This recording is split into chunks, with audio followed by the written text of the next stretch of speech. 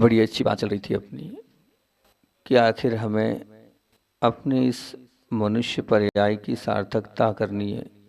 अपना स्वयं का, अपनी स्वयं की इस आत्मा का कल्याण करना है और उस कल्याण का रास्ता अपन ढूंढ रहे थे। परसों अपन ने प्रारंभ किया था कल्याण का रास्ता ढूंढना। जब अपन ने प्रश्न उत्तर किया था कि आखिर कल्याण कैसे होगा, तो उसमें अपन ने यही उत्तर दिया था, कल्याण जब होगा जब हम अपने जीवन में चारित्र को ग्रहण करेंगे। बिना चारित्र के हमारा जीवन अच्छा नहीं बन पाएगा, क्योंकि सबकी एक ही सद्भावना है, सबका एक ही लक्ष्य है, सबकी एक ही अंदर से उत्सुकता है, भावना है कि हमारा क्या हो, समाधि मरण हो। और समाधि मरण उसी का होता है जिसके जीवन में चारित्र होता है। जो चारित्र अंगीकार करेगा वही समाधि को प्राप्त करेगा। मोनू बोलेगा कि मैंने तो शादी कर ली है, अब कहाँ से क्या होगा मेरा, मैं तो सब भैया दो दो बच्चे हैं मेरे। नहीं, कोई बात नहीं। चारित्र का तात्पर्य ऐसा नहीं कि आप मुनि ही बनो, लेकिन गृहस्थ अवस्था में भी प्रतिमाओं का पालन कर कर देश चारित्र का अपने जीवन में निर्वाह करके उसके साथ भी अपने जीवन को बहुत अच्छा बना सकते हो। अब बात ये थी कि चारित्र तो लेना है, लेकिन फिर भी चारित्र नहीं ले पा रहे हैं। क्या कारण है कि चारित्र नहीं ले पा रहे हैं? मानसिकता भी है, इच्छा भी है, और सब कुछ होने के बाद भी हम चारित्र नहीं ले पा रहे हैं। ये अपनी चर्चा चल रही थी। तो उस वक्त उसका उत्तर ये आया जब आचार्य उमा स्वामी भगवान के चरणों में पहुँचे, तो उन्होंने कहा कि आखिर हम चारित्र क्यों नहीं ले पा रहे। तो उन्होंने बहुत अच्छा उत्तर दिया था, कषायो उदयात तीव्र परिणामस्य चारित्र मोहस्य। मतलब हम चारित्र क्यों नहीं ले पा रहे हैं, उसका एक ही कारण है। उसका कारण क्या है कि कषाय का उदय सबके जीवन में है। ऐसा कोई भी नहीं है जिसके जीवन में कषाय नहीं। 10वें गुण स्थान तक कषाय, कषाय का उदय आता है और उस उदय के कारण फिर तीव्र परिणाम हो जाते हैं। और फिर तीव्र परिणाम हो जाते हैं तो फिर क्या होता है, हम अपने चारित्र मोहिनी कर्म का तीव्र बंद करते हैं। इसीलिए आज हम चाह कर भी चारित्र को नहीं पाल पा रहे हैं और चारित्र को हम नहीं ले पा रहे हैं। खूब संबोधन भी हो रहा है, खूब समझा भी रहे हैं, और खूब करने के बावजूद भी हम चारित्र को अपने जीवन में नहीं ला पा रहे हैं। तो उसका तात्पर्य ये, उसका हेतु आचार्य भगवान ने दिए कषाय। अब कषाय क्या थी, कल परसों अपने चर्चा भी करी थी। कषाय मतलब क्रोध, मान। भैया याद है कि नहीं, कषाय कितनी होती है, कौन कौन सी होती है? मतलब कषाय की उदय से, और फिर क्या दिया है, तीव्र परिणाम। जैसे कषाय का उदय होगा वैसे तीव्र परिणाम होंगे, उस तीव्र परिणाम के माध्यम से चारित्र मोहिनी कर्म का बंद होगा। अब ये निश्चित मान के चलना कि जिनके जीवन में क्रोध है, उनके जीवन में आने वाले समय में कभी भी वो चारित्र को अंगीकार नहीं कर पाएंगे। अगर आपका जीवन क्रोधी है और क्रोधी के साथ तीव्र क्रोधी है और चिड़चिड़ेपन वाला स्वभाव है, बात बात पर नाराज होने वाला स्वभाव है, तो निश्चित मान के चलना आपका कल्याण नहीं होने वाला है, आपके जीवन में चारित्र नहीं आने वाला है। हमने तो महाराज जी देखा है कि प्रतिमाधारी ज़्यादा क्रोधी हैंगे, उनको तो ज़्यादा क्रोध आता है ना, ज़्यादा आता है, वो उन्हें भी हंस आएगा, ज़्यादा आता है ना। वास्तविकता में बात तो ये, मेरे पास मैं हमेशा एक सुनाता हूँ जब भी मुझे ये बात याद आती है। एक छोटा सा बच्चा वो बोलता है, बोले आज अष्टमी है कि चतुर्दशी है? क्यों, सुनना। बोले आज अष्टमी है कि चतुर्दशी है? माँ से पूछता है। बोले क्यों बेटा, ऐसा क्यों पूछ रहा है? नहीं, आज दादी जो है ज्यादा क्रोध कर रही है ना। बोले अष्टमी चतुर्दशी को दादी जो है वो क्रोध करती है कि, बोले गुस्सा जब भी ज्यादा आता है, या तो दादी का एकासन होता है, या उपवास होता है, या व्रत होता है, या कुछ होता है। ये 16 छू छू छू छू करती है। तो इतना धर्म को इतना कठिन बना दिया है कि छोटे से बच्चे भी कहते हैं आपको देखकर कि वास्तविकता में अष्टमी है कि चतुर्दशी है आज। ये सच का था, मतलब एक ऐसा नहीं हमने मन से कुछ बना के बोल रहा हूँ। एक बच्चे ने सच में पूछा था कि आज अष्टमी की चतुर्दशी। ऐसा धर्म मत करो, इतना उसको धर्म को इतना कठिन मत बनाओ कि लोग छोटे से बच्चे मोटिवेट होने की बजाय डीमोटिवेट हो आपके धर्म करने से। तो इतने क्रोधी भी मत बनो। अगर आपके जीवन में क्रोध है और आप प्रतिमा भी धारी हो, तो मैंने कल परसों भी कहा था, कोई मतलब नहीं है। क्योंकि अगर क्रोध के साथ आपका जीवन है तो निश्चित मान के चलना आपका गुणस्थान नीचे गिर जाएगा। क्यों गिर जाएगा गुण स्थान है? क्या कारण है कि जो विशुद्धि स्थान है वो विशुद्धि स्थान गिरेंगे, विशुद्धि स्थान जैसे ही गिरेंगे वैसे आप हो सकता है प्रथम गुण स्थान में भी आ जाओ। तो अगर आप प्रतिमाधारी हो, आप चाहे मुनि व्रतों का भी पालन करो, चाहे पारी का भी हो, लेकिन आपके साथ क्रोध है और उसमें भी तीव्र क्रोध है तो सब गया, पूरा नाश हो जाएगा।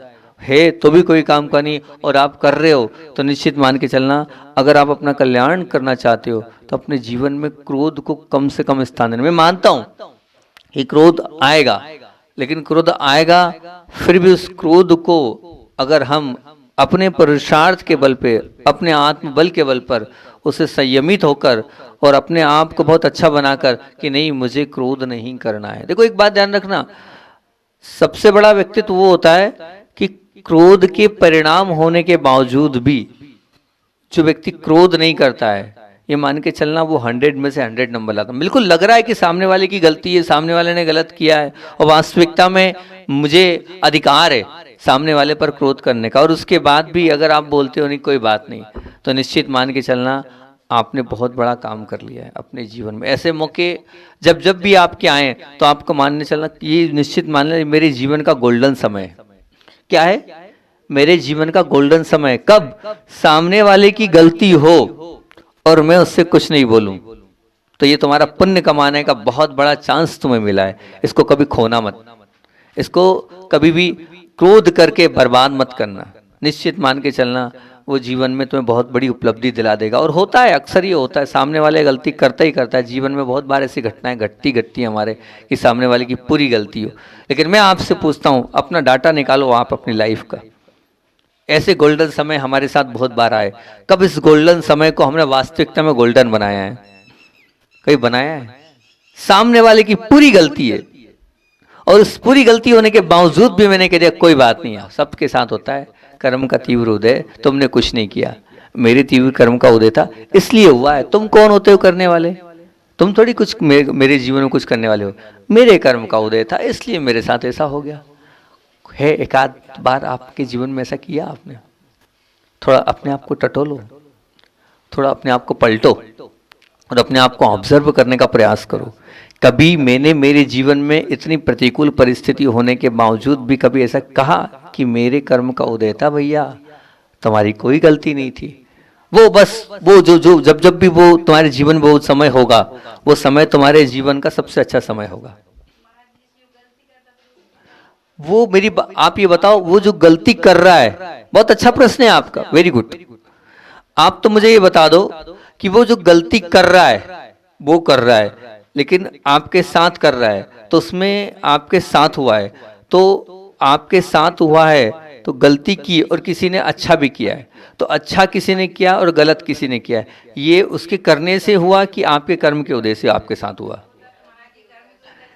नहीं, वही तो मैं बोला, वो उसके करने से हुआ है कि आपके कर्म के उदय से हुआ है? किसके? तो फिर हम उस पर दोष क्यों दे रहे हैं? क्यों हम ब्लेम कर रहे हैं उस पर ब्लेम करके? एक बात ध्यान रखना, उसको दोषी बताकर क्या वो जो कुछ हुआ है उसका निराकरण हो पाएगा? निराकरण ना हुआ है और ना होने वाला है। नहीं, गहराई तक हम क्यों सुन रहे हैं प्रवचन, हम क्यों कर रहे हैं स्वाध्याय? स्वाध्याय का फल ये आना चाहिए ना, टिट फॉर ट्रेट, जो मैंने बोया है मुझे वही मिलेगा। मैं तो एक ही बात बोलता हूं हमेशा जब कर्म की बात आती है, ये कर्म रूपी रेस्टोरेंट है, इसमें जैसे आप जो बुक करते हो वही मिलता है, तो निश्चित रूप से आपने जो बुक किया आएगा वेटर वही लाके देता है, तो आपको आपका ही मेला मिलेगा। तो जब किसी इस क्रोध की परिस्थिति में, गुस्से की परिस्थिति में, चिड़चिड़ेपन की परिस्थिति में हम दूसरे पर ढोलकर और तीव्र, ये फिर यही होगा कषाय उदयात तीव्र परिणामास। इसलिए आपके जीवन में चारित्र नहीं हो पा रहा है। आप चाह कर भी, आपकी भावना है, मैं बहुत सारे लोगों को देखता हूँ, बहुत सारे लोगों की भावना है लेकिन शरीर से सामर्थ्य नहीं है उनके। या तो उनको बीपी की गोली चल रही है, या उनका वो क्या बोलते हैं उसका ऑपरेशन हो गया है, काय का बाईपास हो गया, ये हो गया, बहुत अच्छा है, सब कुछ अच्छा, जीवन में क्रोध इतना किया है कि अब वो चाहकर भी नहीं ले पा रहे चारित्र। वो बाईपास का ऑपरेशन हो गया, 4 गोली चलना ही चलना है, शुगर हो गया, ब्लड प्रेशर हो गया, क्या कारण है कि नहीं हो पा रहा है? मनुष्य पर्याय की सार्थकता चारित्र के साथ है। संलेखना उसी की होती है, समाधि मरण उसका होता है जिसके पास चारित्र है। और बिना चारित्र के संलेखना नहीं है। तो उसका क्या कारण है? उसका कारण सिर्फ यही है कि हमने कषाय के निमित्त मिले थे, उन कषायों के निमित्त में पुरुषार्थ करके उस गोल्डन समय को, अपने जीवन को बहुत अच्छा बनाने का समय था, लेकिन हमने अपना आपा खो दिया और अपना आपा खोकर सामने वाले पर हमने चढ़ाई कर दी, और सामने वाले पर हमने चढ़ाई करी और बस आज अपने पास वो जीवन में चारित्र नहीं है, और कोई कारण नहीं है। चारित्र नहीं होने का सिर्फ और सिर्फ हमने अपने आप को परखा नहीं, हमने अपने आप को समझा नहीं, और अपनी जल्दबाजी में और हम सामने वाले के ऊपर दुर्व्यवहार कर लिया। उस दुर्व्यवहार का परिणाम है कि हम अपने जीवन में चारित्र को अंगीकार नहीं कर पा रहे हैं। और बहुत बार तो ऐसा भी होता है कि सब कुछ अच्छा है लेकिन भाव नहीं बन पाते। बहुत कुछ अच्छा है। तो आचार्य भगवान इस बात को लेके हमेशा बोलते थे कि प्रतिक्रमण में गाथा आती है कि सब कुछ गुरु समझा रहे हैं, पूरी अनुकूलता है, बेटा बहू तैयार है, फिर भी नहीं ले रहे हैं। तो जिन्होंने जीवन में तीव्र कषाय को कर लिया है, उसकी अगर मान लीजिए पूर्व में नीच गति का बंद, या गति तो बनती है लेकिन अगर आयु का बंद हो गया है, गति तो कोई बात नहीं है, वो तो हमेशा बनती है। तो अगर आयु का बंद हो गया है तो लाख प्रयास कर लेना, तब भी आप जो है प्रतिमाओं को या चारित्र को आप नियम से नहीं बन पाएंगे। कब?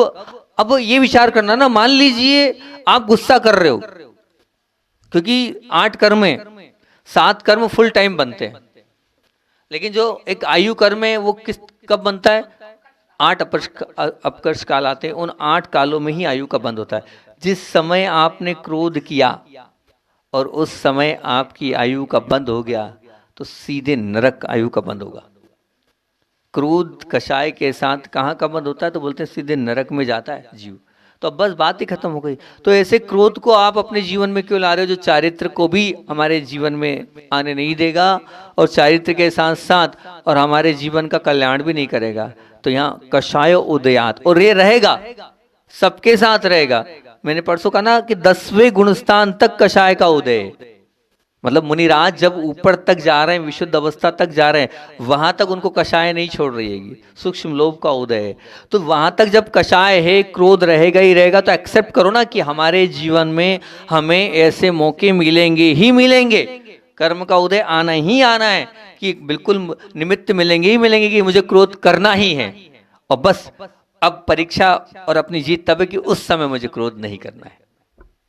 बस अगर वो मैंने कर लिया तो मैंने अपने आप को जीत लिया। निश्चित आप अपनी पत्नी के साथ हैं, पत्नी ने आपके साथ गलत व्यवहार किया होगा, कुछ आपके अनुकूल नहीं हो गया, पति आपके साथ कुछ है तो पति ने कुछ नहीं किया, बच्चों के साथ है, बच्चे नहीं कर रहे हैं, है ना। एक कर्तव्य, एक जिम्मेदारी में समझाना अलग है, लेकिन आप समझाते समझाते और आप अगर मान लीजिए क्रोध अवस्था में आ गए तो वो ठीक नहीं है।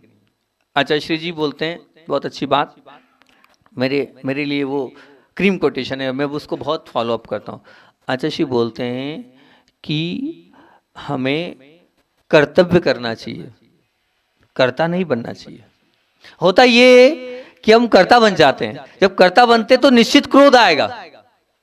अब कर्तव्य वाली परिस्थिति में क्रोध नहीं आएगा। कर्तव्य वाली जो परिस्थिति होती है ना, उस भूमिका में कभी क्रोध नहीं आएगा। कर्तव्य करोगे आप जानो और आपका काम जाने। मैंने मेरा कर्तव्य था, समझा दिया, मैंने समझाने तक ही मैं कर सकता हूँ, उसके आगे मेरी स्थिति परिस्थिति नहीं है। तो अगर आप जीवन में पूज्य गुरुदेव का इस कोटेशन को आप सूत्र रूप में मान लोगे कि मैं कर्तव्य करूं, कर्ता नहीं बनूं, तो क्रोध आएगा ही नहीं। क्रोध से आप परे हो जाओगे। क्रोध अपने जीवन से अपने आप निकलता चला जाएगा। क्रोध आपके जीवन में कभी प्रवेश करेगा ही नहीं। सिर्फ इतना सा मान लो। क्या मानना है? क्या मानना है? पूज्य गुरुदेव का कोटेशन में मुझे कर्तव्य करना है, कर्ता, बस इतना सा कर लो, मुझे कर्तव्य करना है, मुझे कर्ता बनना ही नहीं है। क्रोध की निमित्त मिलेंगे तब भी आप कर्तव्य करोगे। कर्तव्य क्रोध में नहीं है, आप समझा रहे हो ना, वो कर्तव्य आपका, वो क्रोध में नहीं है, ध्यान रखना। और जब कर्तापन आ गया वो क्रोध आ जाएगा, निश्चित मान के चलना। ये गुरुदेव कहते हैं, मैं नहीं कह रहा हूँ। जहां आप कर्तव्य से समझाओगे तो वो क्रोध में नहीं, हालांकि बिल्कुल वो आपका समझाने का अधिकार है, आपको समझाना चाहिए क्योंकि आप बड़े हो। आप नहीं समझाओगे तो कौन समझाएगा, निश्चित मान के चलना। लेकिन जहां कर्ता बन जाओगे वही कर्तव्य क्रोध में आ जाएगा। तो आप परखो अपने आप को, मैं कर्तव्य कर रहा हूं कि कर्ता बन रहा हूं। अपने आप को पढ़ो आप कि मैं कर्तव्य कर रहा हूं कि कर्ता बन रहा हूं। और लगभग लगभग मेरे ख्याल से 99 आत्माएं कर्ता बनती है, कर्तव्य कोई नहीं कर रहा है। बताओ है कि नहीं ये परिस्थिति? सभी लोग कर्ता बन रहे हैं, कर्तव्य कोई नहीं कर रहा है। जीवन में अगर कर्तव्य आ गया तो निश्चित मान के चलना हमारा कल्याण हो जाएगा, उसी के जीवन में चारित्र आ पाएगा। नहीं तो चारित्र ना था ना है और ना रह पाएगा। मैंने कहा ना, हम हैं मुनि। अगर हम मुनि हैं और मुनि होने के बावजूद भी अगर हमारे अंदर कषाय का उदय तो रहेगा, निश्चित हमें भी परिणाम मिलेंगे कि कुछ हो सकता है ये ठीक नहीं हो, बहुत सारे परिणाम मिल सकते हैं। अब उसमें हमें समता रखना आएगा। अगर हम भी उसमें समता नहीं रखेंगे तो हमारी विशुद्धि लब्धि स्थान भी नीचे गिर जाएंगे, हमारा गुण स्थान भी नीचे गिर सकता है। ये मत मानना कि नहीं गिर सकता है। तो निमित्त मिलेंगे और मिलते ही रहेंगे। उन निमित्तों का आपको फायदा उठाना चाहिए। उसको मैं मानता हूँ, मैं क्या मानता हूँ पता है? मैं मानता हूँ ये गोल्डन समय है, ये पुण्य। देखो सरल, अगर सबका नेचर अच्छा है और सब हरा हरा मिल रहा है और सब जी कर रहे हैं, सब आप कर रहे हैं, तो उसमें कौन से कर्मों की निर्जरा हुई? कोई कर्मों की निर्जरा हुई क्या? जी और आप में कर्मों की निर्जरा थोड़ी हो रही है।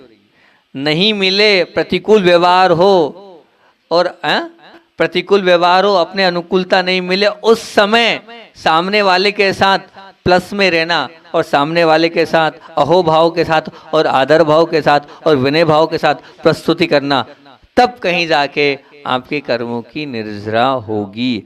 अन्यथा कर्मों की निर्जरा नहीं होने वाली है। कठिन पेपर देने वाले को ही जो है, कठिन पेपर जो देता है उसी को सबसे ज़्यादा मार्क्स मिलते हैं। तो वो जीवन का कठिन पेपर है, कठिन दौर है। उस कठिन पेपर में तो आप ये करेंगे। मैं तो कल ही मुझसे प्रश्न पूछा था, तो मैंने उनसे यही कहा था कि 2 सूत्र मेरे जीवन के हैं। जब कभी क्रोध वाली परिस्थिति आए, जब कभी कोई ऐसा मौका मिले, तो उस समय आप तो यही मंत्र करना, मैं सहनशील आत्मा हूँ। हाँ, तो तीव्र कर्म का उदय ये कि मैं कर्तव्य कर रही हूँ, मैं कर्ता नहीं बन रही हूँ, फिर भी मुझ पर दोष आ रहा है। तो ये दोष क्यों आ रहा है? ये दोष इसीलिए आ रहा है कि पूर्व भाव में मैंने पहले बहुत दोष दिया था, तब तो दोष आ रहा है। क्योंकि देखो, एक निश्चित मान के चलना, मैं हमेशा एक ही बात बोलता हूँ, ये शरीर है ना, ऊपर से लेकर नीचे तक, यही पूरा आपका पूर्व अनादिकाल, जितने भी पूर्व के काल थे, उसका पूरा बायोडाटा इसमें लिखा है। कहीं भगवान के पास नहीं है, कोई यमदूत नहीं है जिसके पास रिकॉर्ड है। ये कार्बन शरीर है आपका, इसके अंदर पूरा बायोडाटा है आपका कि आपने पूर्व में क्या किया था और क्या है। बस वही उदय में आता है और वही सब कुछ मिल रहा है। अच्छा करने के बाद भी ये बोलते सभी लोग, हम तो अच्छा ही अच्छा करते हैं, फिर भी हमें तो हमेशा बुरा ही मिला, हमने किसी का ऐसा किया ही नहीं है। फिर भी नहीं, बिल्कुल नहीं। अभी तो सिर्फ आपको एक जीवन दिख रहा है, पर इस यही सोचना है। इसको क्या बोलते हैं? इसको क्या बोलते हैं? नहीं, आप बताओ इसको क्या बोलते हैं? इसको बोलते क्या है? ये जो आपने बोला इसको बोलते क्या है? नहीं, आप अच्छा श्री जी क्या बोलते हैं? इतना सा आपने जो सोच लिया ना, ये क्या है? ये क्या है? धर्म ध्यान कितने प्रकार के होते हैं? कौन कौन से होते हैं? हाँ, अपाक विषय, हाँ, बहुत बढ़िया। ये 4 प्रकार के धर्म ध्यान होते हैं। और अगर आपने इतना सोच लिया कि ये मेरे कर्म का उदय है, ये कौन सा धर्म ध्यान हो गया? विपाक विषय धर्म ध्यान हो गया। आप धर्म ध्यान कर लोगे, अगर आपके साथ कुछ गलत हुआ और आपने इतना सा बोल दिया, इतनी सी बात कर ली, मेरे कर्म का उदय, सीधे धर्म ध्यान हो गया। पूजन करना धर्म ध्यान नहीं है, शांति धारा धर्म ध्यान नहीं है, प्रवचन सुनना धर्म ध्यान नहीं है। ये धर्म ध्यान का है, इसको धर्म ध्यान का है। आचार्य उमा स्वामी उठा के देख लो आगम, सिर्फ इतना सा बोलना है आपको उस प्रतिकूल परिस्थिति में, मेरे कर्म का उदय, सीधे धर्म ध्यान हो गया। ध्यान मतलब समझ रहे ना आप, 4 ध्यान के भेद हैं, उसमें आया है। मतलब जो हम बैठ कर रहे हैं ध्यान, वो ध्यान आगे आई सीधे सिर्फ इतना सोचना है कि मेरे कर्म का उदय। उतना सा आपने विचार कर लिया, धर्म ध्यान की पोजीशन में आप पहुंच गए। इतना सा करने भर में, बस इतना सा कर लो आप, तो आपका जीवन सचमुच में कृतार्थ हो जाएगा। तो बाद में नहीं, यही तो मैं कह रहा हूं कि आप बाद में ना सोचो, आप तो बस बार बार मैं सहनशील आत्मा, और एक और महामंत्र मैं हमेशा सबको देता हूं, उस परिस्थिति में आपको क्या करना है, उस परिस्थिति में आपको इतना कर लेना, मैं तो करता हूं और हजारों बार बोल चुका हूं, इसमें भी कल्याण है। क्या क्या बोलना है, इसमें भी कल्याण है। आप 10 बार रिवाइज करना इस चीज को, 11वीं बार की आवश्यकता नहीं लगेगी। आप उस परिस्थिति में आपको बिल्कुल लग रहा है कि मैं बिल्कुल मुझे गुस्सा करना चाहिए, क्रोध करना चाहिए, मेरी गलती नहीं सामने वाले की गलती आएगी, और उसमें आप उस समय अपने आप को ये जो सूत्र है, इस सूत्र को बस आप 8-9 बार उच्चारण कर लेना, 10 बार उच्चारण कर लेना, इसमें भी कल्याण है। आप बिल्कुल डाउन हो जाओगे, बिल्कुल नॉर्मल हो जाओगे, बिल्कुल शांत हो जाओगे, बिल्कुल गुस्सा नहीं करोगे आप, और उसमें लगेगा कि निश्चित इसमें कुछ ना कुछ मिलने वाला है, और मिलता है निश्चित। मान के हर परिस्थिति कुछ देने आती है हमें। परसों एक भाई आया था, मैंने उससे यही बोला, और उसने खुद ने भी शेयर की इस चीज़ को। बोले सच में महाराज जी, जब भी कोई कष्ट आता है, जब भी कोई पीड़ा आती है, जब भी कोई तकलीफ आती है, जब भी कुछ ऐसा लगता है कि जीवन में सहन नहीं हो रहा है, तभी भगवान और गुरु याद आते हैं, तभी माला बहुत अच्छे से फिरती है, तभी बहुत अच्छे से पूजन होती है। बोले ये तो मैं सच में कह रहा हूँ, और मैं भी खुद कह रहा हूँ कि जैसे मेरे साथ भी कोई परिस्थिति आई तो मैंने विशुद्धि पूर्वक, मैं अपने जीवन की बता रहा हूँ, एक बार की घटना, बहुत सुंदर सी घटना बता रहा हूँ कि पूज्य गुरुदेव के साथ था, और लक्ष्य एक ही था मेरा, बस संग में बना रहा हूँ, उसके अलावा कोई लक्ष्य नहीं था मेरा, कि गुरुदेव के साथ जितना हो सके उतना। तो काफ़ी लंबे समय तक पूज्य गुरुदेव के साथ, इस पुण्य के साथ रहा हूँ मैं। सब चले गए और सब एक ही बात से जलते थे कि तुम्हारे पास ऐसा कौन सा पुण्य है जो गुरुदेव तुम्हें इतना चाहते हैं। और अंत में जब रेवती रेंज की बात है, रेवती रेंज में पूरा संग कम हो गया। कम होने के बाद मतलब गिनती के हम 11 साधु उस वक्त बचे, और फिर उसके बाद अंतिम दौर पर नहीं, हाँ अंतिम दौर पर फिर और बचे तो 7 साधु बचे, ठीक है ना। अब 7 साधु बचने के बाद जब हम लोग निर्वाणा पहुँचे, निर्वाणा का पहले, तब आचार्य श्री जी ने और साधु को कम किया। अब जब साधुओं को कम कर रहे थे उस समय जो है और साधु के संग बनने थे, मतलब जितने थे उनमें से भी आचार्य भगवान उन महाराजों को निकाल रहे थे जो बचे थे गिने चुने, और उसमें फाइनल रूप से हमारा नाम था, फाइनल रूप से हमारा नाम था। यहाँ तक कि बोल भी दिया गुरुजी ने, और बोलने के बाद जैसी मेरे कान में आई बात, तो फिर मैंने 1 घंटे, मेरे जीवन की सबसे विशुद्धि वाली माला थी वो, सबसे विशुद्धि वाली माला। आंख से आंसू गिर रहे थे और मैं माला फिर रहा था, आंख से आंसू गिर रहे थे, माला फिर रहा था। नहीं, अब बिल्कुल आचार्य श्री अभी अलग नहीं करे, अलग नहीं करे, अभी तो मौका है सेवा करने, आचार्य श्री अभी अलग कर रहे हैं। और वास्तविकता में सामायिक के बाद ऐसी पलटी खाई कि जो मेरा नाम था, अच्छा नहीं नहीं नहीं, उसको रहने दो, उसको रहने दो, उसको छोड़ दो। और दूसरे महाराज जी बोले वो 2 ही पर्याप्त, उसको छोड़ दो, वो यहीं रहेगा। और 3 महाराज हम फिर ये विचार करना उसका कारण क्या था। तो मैं मानता हूँ कि वास्तविकता में इतनी विशुद्धि पूर्वक आज तक माला नहीं फेर पाए हैं। मतलब जब आती है पीड़ा, आते हैं कष्ट, तो भगवान बहुत अच्छे से याद आते हैं। आप खुद देख लो ना, आप खुद देखो, जब कोई पीड़ा और कष्ट आता है तो कैसे आपके नमोकार मंत्र अच्छा हो जाता है। वही माला, वही नमोकार मंत्र, वही पूजन, वही भगवान के दर्शन कैसे होते हैं आपके, होते हैं कि नहीं होते हैं ना। तो जब वही भगवान, वही सब कुछ, वही परिस्थिति का आती है पीड़ा और कष्ट, तो आपकी विशुद्धि बढ़ाने वाली होती है, आपके अंतरंग के परिणामों को निर्मल कराने वाली होती है वो तकलीफ और वो कष्ट। लेकिन आपको विश्वास होना चाहिए कि मैं बहुत विशुद्धि से भगवान के पास जाऊंगा, उस भक्ति से, उस आराधना से मेरे कष्ट और पीड़ा दूर हो जाएगी, तो निश्चित रूप से आपकी वो कष्ट, वो पीड़ा दूर होती है। मैंने तो अनेकों बार इस बात का अनुभव किया है मेरे जीवन में। जब भी मैंने अपने अंतरंग से विशुद्धि पूर्वक भगवान के पास भक्ति करी है, उस भक्ति से मिला है। तो ये मैं मान रहा हूं कि जब वो स्थिति बनती है तो भाव अलग होते हैं, जब वो स्थिति होती है तो भाव अलग होते हैं, और परिणामों में विशुद्धता होती है। क्योंकि हमें चाहिए तो हम मन से, वचन से और काया से और अंदर से लग जाते हैं कि भैया नहीं, हमें निश्चित रूप से करना है। तो मैंने तो अपने जीवन का एक उदाहरण बताया, ऐसे अनेकों उदाहरण है मेरे जीवन के। आप अपने आप को परखो ना, मैं तो कहता ना हूँ, अपने आप को तो लो। आपके साथ ऐसा नहीं होता है। तो वो जो कष्ट, वो पीड़ा ही है, आपकी विशुद्धि बढ़ाने वाली नहीं है। बताओ, नहीं है ना। मैंने देखा है कि एक भैया वो आए, बोले महाराज जी बहुत है, कुछ मंत्र दे दो, कर दे दो। जीवन में माला नहीं फेरी, वो कष्ट आया तो 1.25 लाख का वो नमोकार मंत्र का किया, और इतनी विशुद्धि से किया कि सालों लगते हैं। पर मैंने बोल दिया आप 1.25 लाख का जाप करो, सब आपका अच्छा हो जाएगा, ठीक है ना। अब बोल तो दिया मैंने, मेरे मुख से भी निकल गया सब अच्छा हो जाएगा, एकाएक ऐसा निकल गया। बोल भी दिया।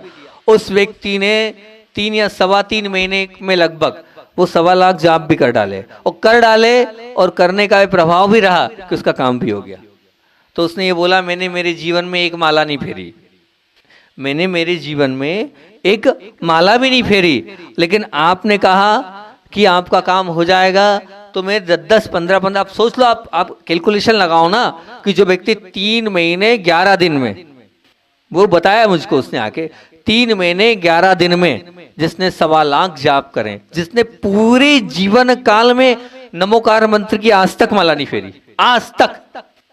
सोचो आप, लाइफ में कभी नमोकार मंत्र की उसने माला नहीं फेरी, बस कायसर किया तो किया, बाकी माला कभी एक फेरी नहीं उसने। और उस व्यक्ति ने 3 महीने 11 दिन में 1.25 लाख जाप करे, तो उसका क्या हुआ कि पीड़ा कष्ट आए, उस पीड़ा और कष्ट में उसने नमोकार मंत्र, अब लगा लो 1200 माला में कितने दिन होते हैं?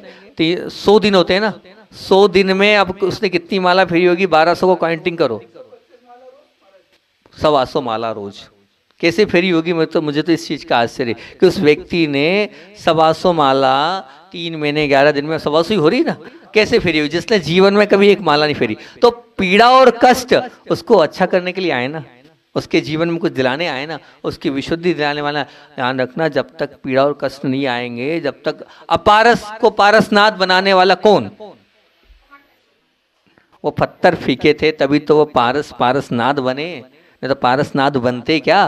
तो पारस को पारसनाथ बनाने वाले वो पत्थर थे, वो आंधी था, वो तूफान थी, वो पीड़ाएं थी, वो आग की, क्या कहना चाहिए कि अग्नि की बरसात भी हुई थी ना, सबकी बरसात हुई थी, वो सब पीड़ाएं कष्ट थी। तो उन पीड़ाओं और कष्ट को, उन परिस्थितियों को आप अगर ये मान लोगे कि नहीं, इसमें भी क्या है? कल्याण है, इतना सा बस आप विचार कर लो कि इसमें भी कल्याण है, तो निश्चित रूप से वो हर परिस्थिति आपको कल्याण दिलाने वाली होगी, आपके जीवन को अच्छा बनाने वाली होगी, आपके जीवन में एक नई ऊर्जा उत्पन्न करने वाली होगी, ये मान के चलना। अच्छा। और सबसे बड़ी बात तो एक ही, आप सबसे अच्छा श्री एक बात बोलते थे, जब ये वाली बात आती थी तो गुरुदेव हमेशा एक बात बोलते थे, बोले आप लोग सब स्वाध्यायशील हो ना? हाँ हैं, स्वाध्याय करते हैं। बोले अभी कौन सा काल चल रहा है? पंचम काल तो चल रहा है, बहुत अच्छी बात है कि उन पंचम काल को 6 काल बोलते हैं ना, उसमें अभी कौन सा चल रहा है? दुखमा काल चल रहा है। कौन सा चल रहा है? बोले दुखमा काल का अर्थ क्या होता है? जिसमें दुख रहते हैं। जब हम दुखमा काल में ही हमने जन्म लिया है, और जब गॉड गिफ्ट में हमें दुख मिलने ही हैं, और जब दुख मिलेंगे हमें, प्रतिकूल परिस्थिति मिलेगी हमें, तो फिर हम ज़्यादा चिंता क्यों करें? उस प्रतिकूल परिस्थिति को अपने जीवन का अंग बना लेना। ये मिलना ही है तो बस उसको स्वीकार कर लो कि मिलना ही है। नहीं मिलेगी आपको अपने अनुकूल पत्नी, नहीं मिलेगा अपने अनुकूल बच्चा, नहीं मिलेगा अपने आप को प्रतिकूल पति, क्योंकि काल कौन सा है? दुखमा, वो दुख देंगे ही, असाता है ही आपके साथ बंधी हुई है। जब असाता है लिखी है, कोई तन से दुखी है, कोई मन से दुखी, कोई धन से दुखी है, कोई भी सुखी नहीं है, ना हो सकता है सुखी।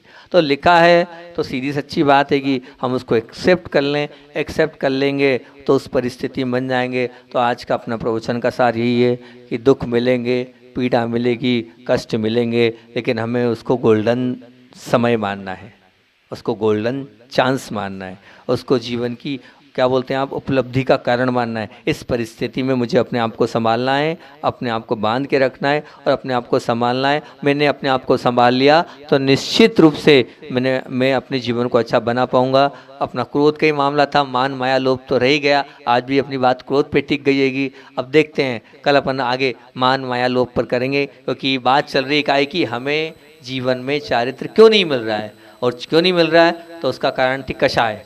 उस कषाय में अपन अभी क्रोध पर चल पा रहे हैं, समय अपना हो गया है, इतने ही रखते हैं। बोधि समाधि परिणाम शुद्धि शांतमोपलब्धि शिशु की सिद्धि चिंतामणि।